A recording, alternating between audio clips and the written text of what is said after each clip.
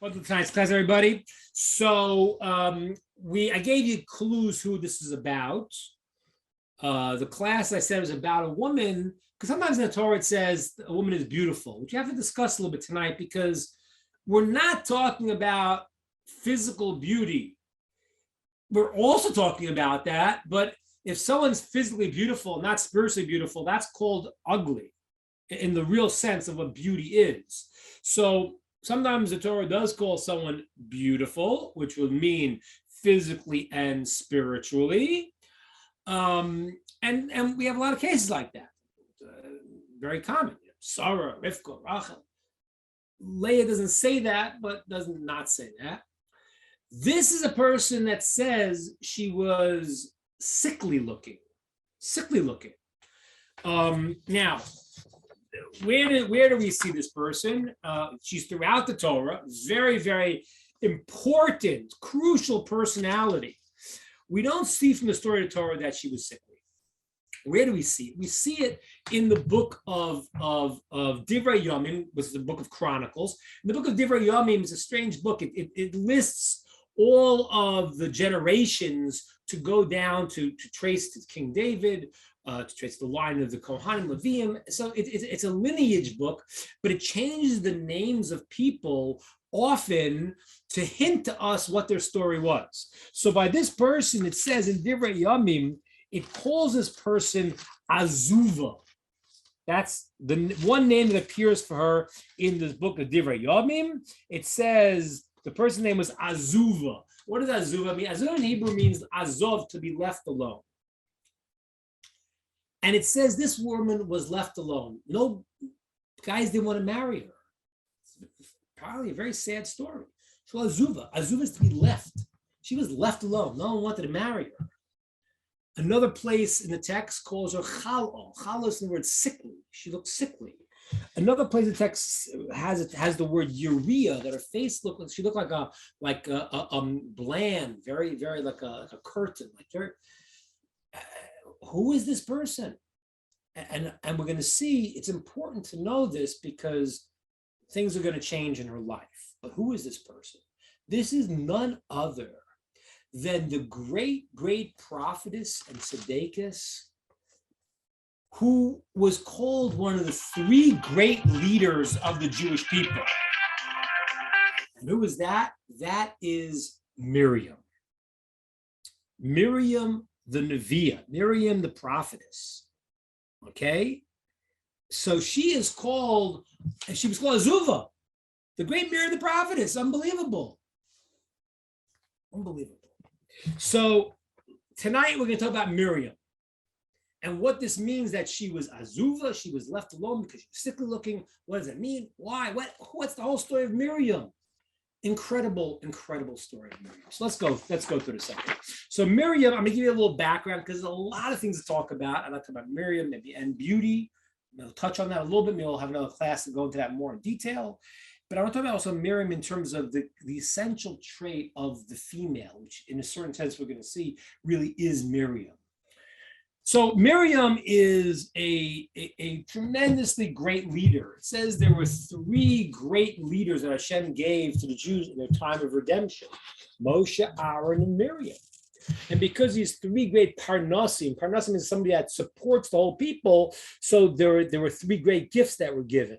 Because of Moshe was given the manna, because of Aaron was given the clouds of glory, because of Miriam was given the well, the be'er that traveled with them in the desert. So Miriam is the leader. We saw the story when they go out of Egypt, it says that the women took instruments with them out of Egypt because they knew God was going to do miracles for them, and Miriam led them in the song of the Red Sea. And not only that, but I mentioned this to you recently, the generation of the desert, in a certain way, certainly the women are actually called like the greatest generation. It's an incredible Zohar where it says that the women used to come to Miriam and they would rise up in like a flame up to the heavens. And then the Zohar says that like this is like the greatest, praiseworthy this generation, like the greatest generation.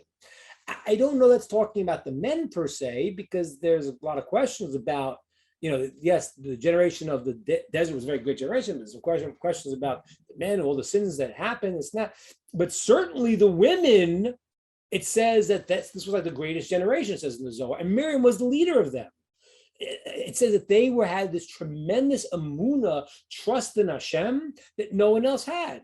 And it says because of this generation, the Jews got out of Egypt. It says the whole story about how the men would be beaten in Egypt, and they were too tired, and the women would go out into the fields, and they would this whole story with the mirrors. They would look at the husband and then the wives in the mirror, who's prettier, you or me? And they would get their husbands to have relations because they were being beaten, and they would establish the Jewish people. The whole thing is from the merit of the Nashim Tzidkanias, the righteous women of that generation, and Miriam is their leader. That's clear.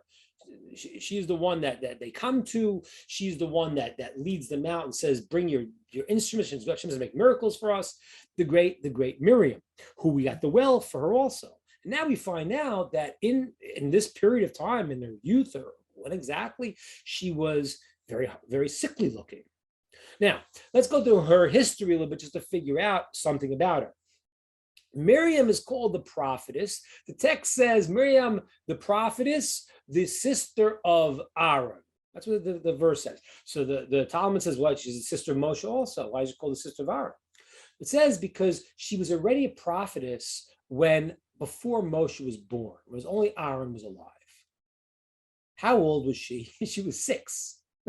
She has the turning point prophecy at age 6.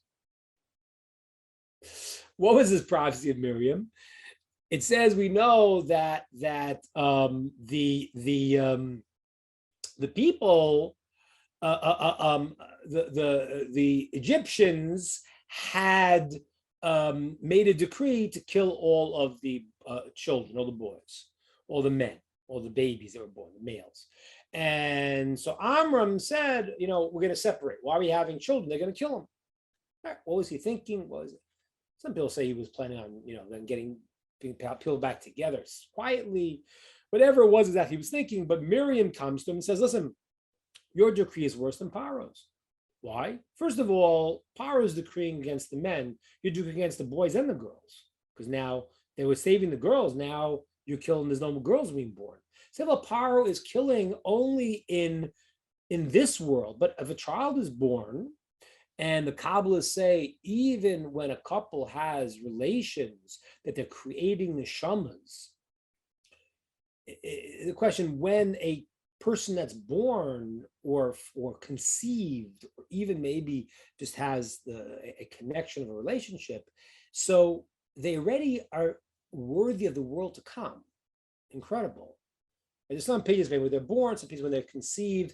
In the Kabbalah, it seems when the husband and wife are together, even if they're not able to have children yet, they're creating souls. Very, very fascinating and important idea. So Miriam says, you're now, by separating the husbands and wives, you're actually taking away from the creation of these souls and these children, at least in the world to come, even if Paro does kill them. And third of all, who said that Paro was going to succeed me? He'll die tomorrow, and the thing will be, the decree will be off. So that's what she said to him. Now, why did she say this to him? That was the logic, but she said another thing to him, to her father. She said, I have a prophecy. You're going to give birth to the child that's going to be the redeemer of the Jewish people. So Miriam, at 6 years old, is the prophetess of the redemption. There are 3 great leaders of the generation of redemption: Moshe, Aaron, and Miriam. But Miriam is the one that sees it. She's the one that prophesizes it. Okay.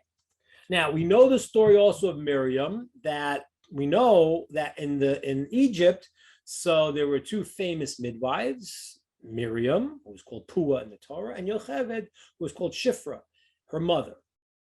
So they were midwives, and what happened was that Paro said you have to kill the babies, and they don't, and they risked their lives, and then Paro said, what'd you do? And they make an excuse.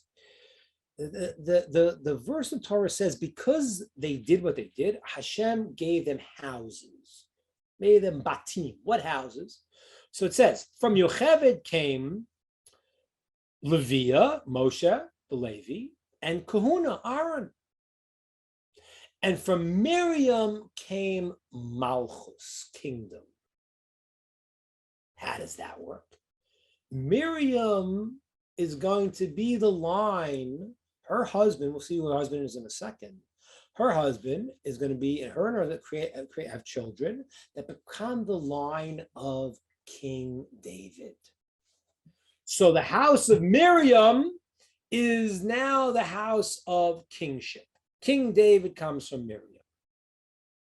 Okay, I want to explain a little bit tonight. What is this thing that she was sickly looking? Why do we need to know this? How does that play into this? Anything here? What does it mean that Miriam, the well comes from Miriam? She's one of the great leaders, and the well comes from her. What is that? And just to try to understand who this complicated person is and what happens to her. Who is her husband, by the way? People know. Her husband is Kalev. Kalev, one of the spies that was the righteous spy, becomes her husband Kalev. Now, the text later on says, and this is fascinating, in Divrei Yamim, where it lists, first calls her Azuva, the one that was left alone. Later it says these, and it calls her Urios, the like curtains, like she.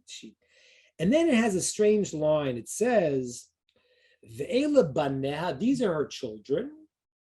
And it says 3 names, Yashar, Veshovev, Ardam. And these are all hints. It says, don't read the text, her children, the one who rebuilt her. That somehow Kalev, in this relationship of Kalev and Miriam, he somehow is able to build her in some way. So don't read the text, her children of Bonea, and that this rest of the verse is referring to Kalev, who was straight, who made himself straight. Later on, it says by Miriam another thing, and this is just so strange. In Divrei Yamim, when it talks about, again, explains a little bit who there was, it talks about Kalev later on, and it calls Kalev it gives him a weird name, Ashur. Ashur means black because he blackened himself. He was fasting, trying not to be affected by the spies. And it talks about Kalev there, and it says he had 2 wives, which he didn't. It was referring to another thing. One was called Chala, which is sickly, and one's called Nara, a young, beautiful woman. And the text says that originally Miriam was sickly, and then in some process of this relationship, she becomes Nara, she becomes beautiful. And the text then goes to other names at the end where it says, afterwards, from going from sickly and no one wanted to marry her, they all left her, she becomes, it gives in other words, Saras, Sohar, and Etnan. It says that people, that they, after a while, people said, wow, how beautiful she is. And like women were like became sometimes jealous of her beauty. Sohar, she was shining. Etnan is that, like, that people would see her and the husbands would go to their wives and want to have a relationship with their wives because it's something about Miriam. So this is bizarre because Miriam, who was so sickly, looking that no one wanted to marry in the beginning, Kalev marries her and everything changes. What is this? How do we understand? I mean, I know we can say it's a miracle. I know, but the text also refers to like somehow in the relationship he built her and something happened, something transpired, and she became a different person. Now, sometimes you see that. Sometimes you see, so like even physically. I know a few cases of women that were not like they were very small and very maybe sickly or whatever it was, and they got married and with age they opened up, this and that. But I think that we're obviously talking about more than just a physical understanding. So let's get into a little bit this thing about Miriam. Sickly to beautiful in some sense or other. And the prophetess of the redemption, who is compared to Moshe and Aaron as the three great leaders, and who gives us the well in the desert. Let's understand a little bit. So I want to go through an idea, and I want to explain this, but it's a very important idea to understand the male and female dimension. The Kabbalists say an incredible thing. It's like this. They say that the earth is supposed to be flat, but we know there are mountains and valleys. So says the great Leshem, he says, if you took all of the mountains and all of the valleys, and you would measure them one to the other, you'd see the world's totally flat. By the way, I think this is even the scientific understanding of tectonics, is that I think the plates of the world hit each other and it creates, ups and downs. I think that's even one of the scientific theory actually about this. Now, why is it so important? Because what the world is creating a perfectly matched valley to a perfectly matched mountain. That is called the male-female dimension. The obviously anatomically it's the same thing, but the concept is that let's say I take a piece of wood and I carve out something and I make it into a vessel. So by definition, what's going to happen is the piece I carve out is going to fit perfectly into the wood that I just made into a vessel. That is the male-female. The male-female concept is it's a perfect fit, and one aspect has to be the part that wants to receive, the vessel, and the matching component is the part that fits together. Obviously, as I say, anatomically it's the same thing, but spiritually it's the same thing. The whole world's built that way. The mountains are mountains because the valleys are valleys, and they fit into each other perfectly. That is the male-female. Literally, simply put, that's what it is. Now, why did Hashem set it up this way? So there is a verse in the Torah that is very not politically correct. It's a problem, but we're going to explain it. Hopefully, we'll understand it in a deeper way. It says after the start of Chav, it says El ishech chukasech, that for your husband you're going to yearn. V'uyim shalbach. Now, the translation of those words mean, and he'll rule over you. I guess it's the English translation, which is, obviously today in the world extremely offensive because it takes whatever connotations it means. Let me explain what it means. So Tzadok says like this. He says that whenever I yearn for something, that creates a certain dynamic in the situation. If I need something, I need. So then that has a certain power because I need it. The way the world is built is there needs to be two parts. One part that yearns and one part that fills. This is the very famous Gemara. There's a very famous Medrash. It says that when Hashem created the world in the beginning, he separated the heavens and the earth. And he made the upper waters above and the lower waters were below. Okay, this the second day of creation. Hashem split the waters, upper waters and lower waters. And it says the lower waters complained. They said, listen, I don't understand why the upper waters get to be in the heavens and we're on the earth. Okay. And then Hashem said, don't worry, that there's going to be two things that you're going to have, is that every offering is going to have to bring sea salt. which comes from the water. So it's always going to be this water that's going to be from the bottom going up. And on Sukkot, the time of happiness and completion, you're going to put the water, the libations, the Misucha Amayim is going to happen on the altar also, and that's going to be the service. What does that mean? What that means is that there is two dynamics. There's the dynamic of I yearn for something, and the rain comes from above.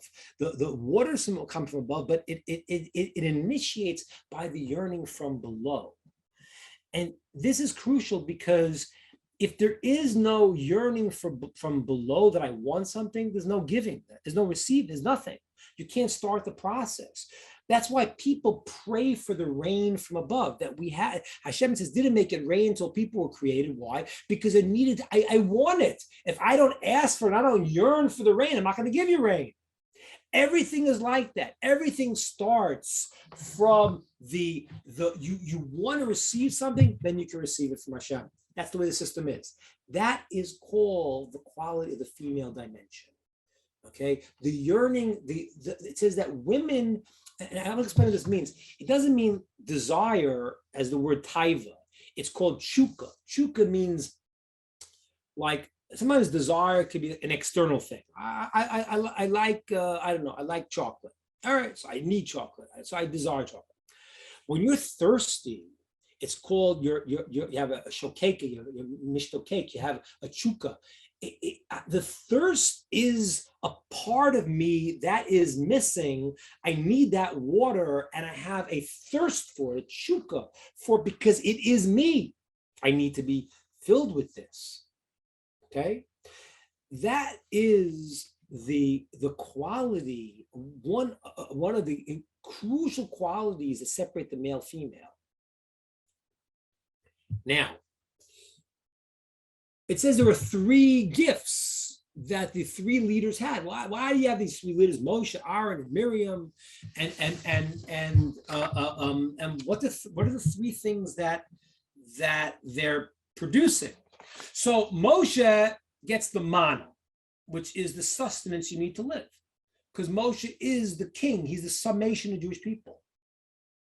Aaron unites the Jewish people, and therefore, when he unites the Jewish people, then Hashem can give to them. And that's like the clouds of glory. The clouds, whenever there was prophecy, the cloud came down, Hashem would talk to the Jewish people. The clouds bring the rain to the earth. So Aaron's, by him uniting and being the vehicle of kindness in the world, of chesed, he unites the Jewish people, and then they can be connected to Hashem. But Miriam's something else. Miriam is the Jewish people. And she is now the yearning of the Jewish people to connect back to Hashem. That's what she is. And you need the three leaders. That's why she's the well. What's the well? The well is the water comes from below. And that's why the Jewish people are called the bride. Why? Because we are called that when we yearn for Hashem, Hashem fills us up. That's the whole back and forth in this in Shir Shirim, the Song of Songs. Hashem says, "Do tshuva." We say, "You bring us back, Hashem." Who goes first? But to the degree that we create the yearning for it, we create the vehicle, the vessel that Hashem fills up. That is the female quality, and the Jewish people are called the female in that sense. The entire people, the high Jewish nation, we're called Hashem's Kala. That is also why it's specifically the female of Miriam. She brings the well because that is the uniquely feminine trait. That's also why she's going to be bringing King David. King David he's called in a certain sense the female trait because he is the kingship that reveals God in the world. He gets it all, he receives it, and then he creates the kingdom, but King David is the receiver. He receives everything. That's why he becomes the greatest of them all, because he receives and he's got no ego. He's not there. He's not. And that's because of Miriam, because Miriam was the yearning for it. Now, to understand this is also why the word, let's say a kala, a bride.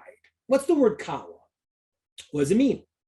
The word kala is the word kol, everything, everything. And I believe this is also why we have this discussion of beauty with women. I mean, there's only really one man in the Torah that says beauty, it's Yosef. Generally, it's discussed by women. And as I said before, we're not talking about external beauty in the sense of an external beauty without the internal beauty is called what we say in Esheskayel, Sheker Chem Yofi. That's called vanity. That's nothing. That's bad. It's so bad. It's like what it's compared to is like you would take, let's say, God forbid, a poison and put little balloons on it. You know, give it out to people because on the outside it looks really nice. The inside is terrible. That's not beauty. That's the opposite of beauty. What is beauty? Beauty is when the sum is greater, the whole is greater than the sum of its parts. When I can receive everything, I conclude everything, I reflect a certain beauty, okay? And you want to describe someone that's beautiful, so you can say they have a nice nose, they have nice eyes, but the more you try to describe little individual things, you don't get it. There's a certain wholeness of the person that comes out as beauty. That is a uniquely female quality too, just like the kala, because the female quality is to be a vessel to receive everything. Let me refine this a little bit to understand a little more deeply. I saw this years ago. This is not what I'm going to tell you now, is not from modern day polemics of the women's movement. This is brought in a halachic question about the women's bracha, Shashani Kirtzoni, maybe according to your will, and discussing this. I forgot it was, I think it was the Chalkas Machokek. It was a halachic source. And he talked about, in a certain sense, how a woman has a higher level because she was the last thing in creation.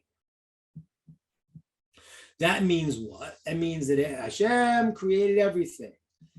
And then the final recipient is what summarizes the whole thing, and that's beauty. Beauty is when it's greater than just, it's not just parts. Everything's in its place and it all makes sense. That's why beauty has to reflect the external and the internal.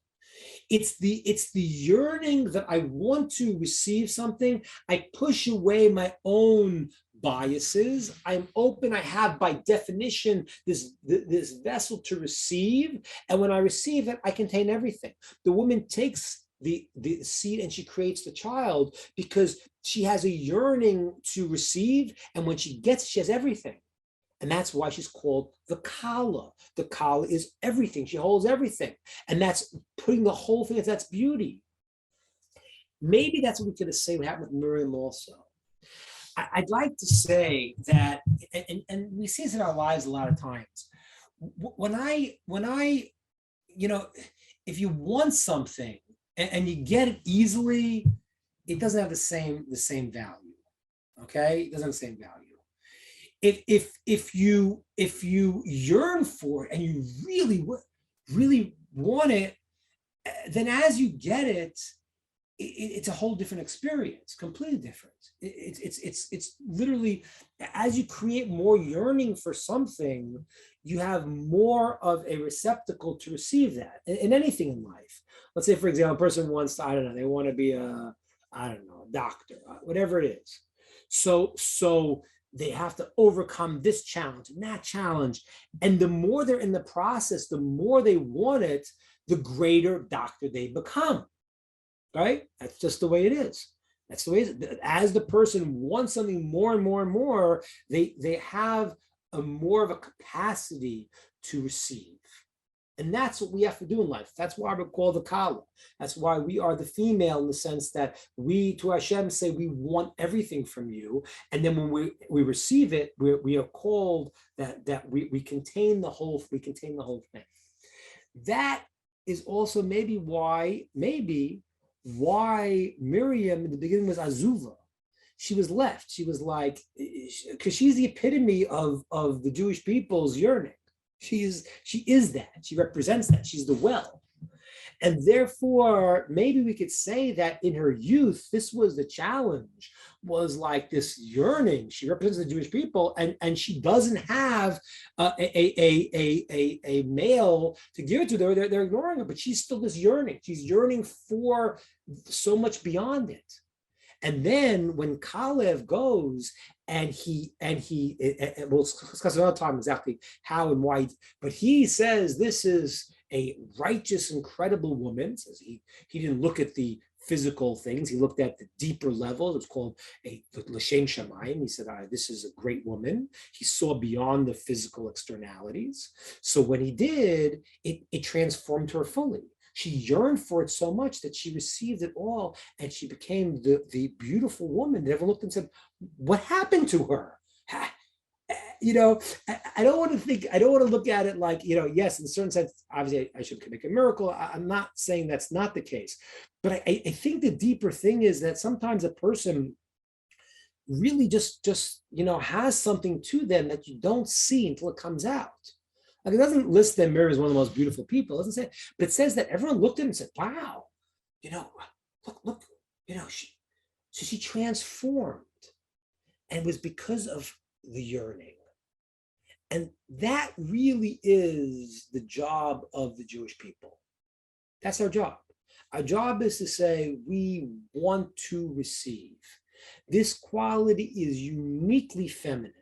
That's the way Hashem set it up. Yes, on one level, the Jewish people are the female, the Kala to Hashem, but the quality itself, and that's why the leader for this had to be a woman. So the Maharal says it had to be the woman because she understood it better than anyone else.